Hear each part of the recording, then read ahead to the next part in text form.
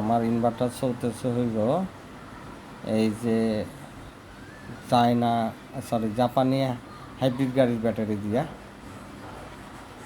যেটা গতকালকে আমি নিয়ে আসছি ফর রিসার্চ পারপাস। এই যে এই ব্যাটারিগুলো দিয়া, যেটা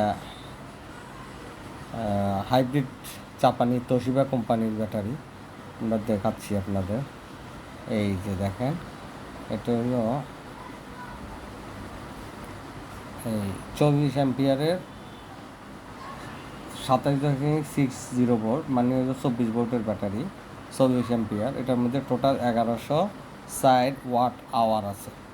মানে এখানে বুঝাইছে যে এটা আপনি যদি 1160 ওয়াট লোড দেন তাহলে 1 ঘন্টা চালাইতে পারবেন আপনি। টোটাল এটার মধ্যে 1160 ওয়াট আছে। কীরকম 40 ইন্টু 27.60 দিলেই বাইরে যাবে 1160 ওয়াট আওয়ার। তো এটা হাইব্রিড গাড়ির ব্যাটারি। এটার ভিতরে আছে লিথিয়াম আয়ন ব্যাটারি। এটা made in Japan, Toshiba company. কারণ এই দুইটারে আমি কী করছি, দুইটা আনছি, দুইটারে আমি সিরিজ করছি। সিরিজ করে মোটামুটি 48 ভোল্ট বানাইছি। 48 তো পাবো না, এটাকে বলা হইল যোগ করলে 48 হয়, কিন্তু মূল ভোল্টেজ থাকে হইল 55.20। পরে আমি সার্চ করছি ডাইরেক্ট, যেহেতু এখনও এটার মধ্যে বিএমএস, যেটা ওদের ইনবিল্ট বিএমএস আছে, এই যে তার বিএমএসের তার, সেটা নষ্ট, এই যে খোলা নাই। আমি ডাইরেক্ট অ্যাজ এ নর্মাল ব্যাটারির মতো এটাকে সার্চ করছি আমার ইনভার্টার থেকে। এখন ডিসচার্জ করতেছি, ডিসচার্জ করে দেখবো এটা কীরকম ক্যাপাসিটি পায়। তারপরে আমি এখানে বিএমএস, জেকে বিএমএস লাগাই দেবো। লাগাইয়া যেহেতু দুইটা দিয়ে 48 ভোল্ট, এই দুইটা দিয়ে 48 ভোল্ট 40 অ্যাম্পিয়ার, তাই আমি যদি সাইডটাকে লাগাই দিতে পারি তাহলে হয়ে যাবে 48 ভোল্ট 80 অ্যাম্পিয়ার। আমি তাই মনে করি যে যেহেতু জাপানি তোশিবা গাড়ি 48 ভোল্ট 80 অ্যাম্পিয়ার মানে উজা কারবার। এটা রিক্সাতেও চালাইতে পারবে সাইডটা দিয়া, যে কোনো জায়গায়, মানে যে কোনো সাইজে ইনভার্টারও ইউজ করতে পারবেন। আবার কেউ চাইলে 24 ভোল্ট হিসেবে ইউজ করতে পারবে, কেউ চাইলে 48 ভোল্ট রিক্সার ব্যাটারি, কেউ চাইলে যদি সাইডটা সিরিজে লাগাই দেয় তাহলে 96 ভোল্ট অনলাইন ইউপিএস চালাইতে পারবে।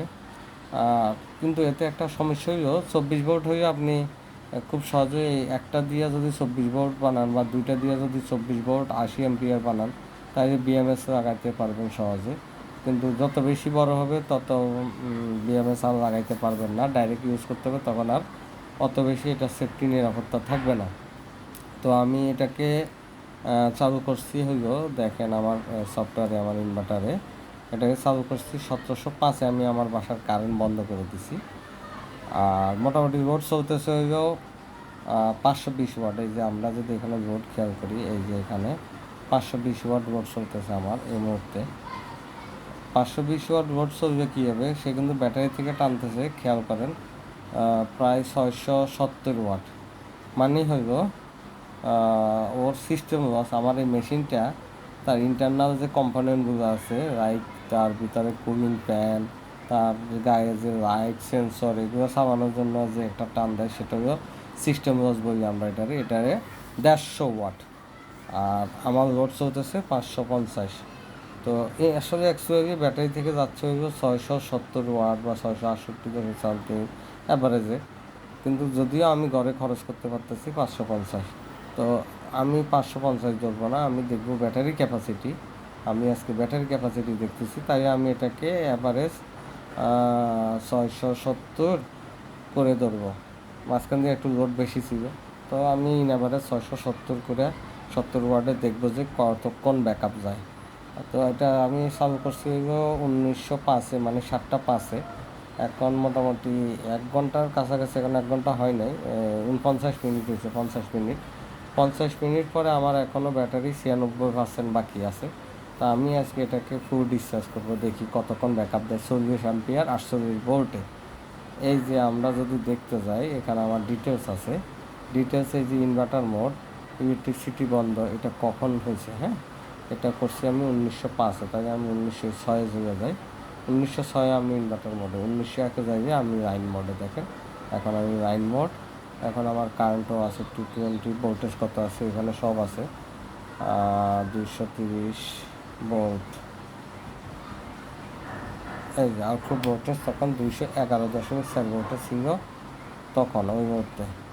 তো আমরা যখন 1906 মানে 5 আমি কারেন্ট বন্ধ করছিলাম, 1906-এর রেকর্ডে চলে যাব। 1906-এর রেকর্ডে যা দেখবো যে আমরা এটা ইনভার্টার মোডে সব হয়ে গেছে। এবং কখন কত লোড এটা আমার এখানে আছে 500 ওয়াট করে লোড অ্যাভারেজে।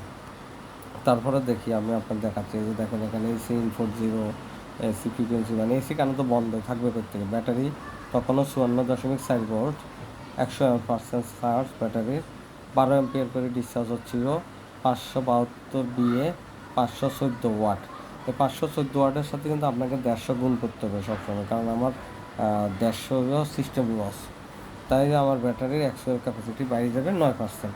এটা ছিল 6-এর সময় আমার লোড ছিল হইল 514, এরপরে আমার লোড হইল 370, এরপরে আমার লোড হইল 696 মানে 700, এরপরে আমার লোড হইল 715, এরপরে আমার লোড হইল 638, এরপরে আমার লোড হইল 560, মানে ব্যাপারে যে আমার 560 প্লাস 150, 600-700-র উপরে করে আমার লোড চলতেছে। যদিও আমরা দেখতেছি এগুলো 500 সামথিং করে আমার লোড, আমরা এখন চলে যাচ্ছি এই যে 550 করে আমার লোড টানতেছে, সাথে আমার 150। অ্যাকচুয়ালি আমার ব্যাটারি থেকে খরচ হচ্ছে 668.2 মানে 670 ওয়াট করে।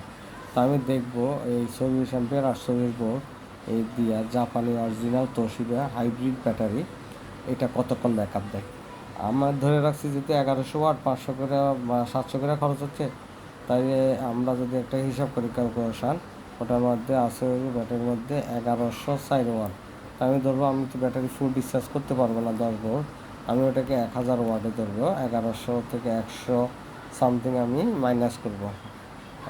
1000 ওয়াটে আমি যদি খরচ করতেছি আমি ভাগ 570 করে আমি খরচ করতেছি, সরি 570 না, এই 670, কারণ আমার 150 ওয়াট সিস্টেম লস। তাহলে 1 ঘন্টা 49 মিনিট। দেখি আমার আমি তো আশা করতেছি 2 ঘন্টা ব্যাকআপ যাবে। আর যদি এটা দিয়ে 2 ঘন্টা ব্যাকআপ যায়, সেক্ষেত্রে আমি এই চায়না এই হাইব্রিড গাড়ির ব্যাটারি যদি 4টা লাগাই দিই, তখন 820 ভোল্ট 80 অ্যাম্পিয়ার হবে। তাই মোটামুটি 4 ঘন্টা ব্যাকআপ, 700-670 ওয়াট বোর্ডে 4 ঘন্টা ব্যাকআপ। তাইলে আর যদি সাথে বিএমএস দিয়ে ফিট করে দিই, তাই তো মনে করেন যে অক্ষয় কোম্পানি, জাপানি জিনিস তো জানেনই আপনারা সবাই, আমার তো আর চাপা মারার কিছুই নেই, বলার কিছুই নেই। তো ধন্যবাদ এই ভিডিও দেখার জন্য, দেখি কতটুকু কী হবে।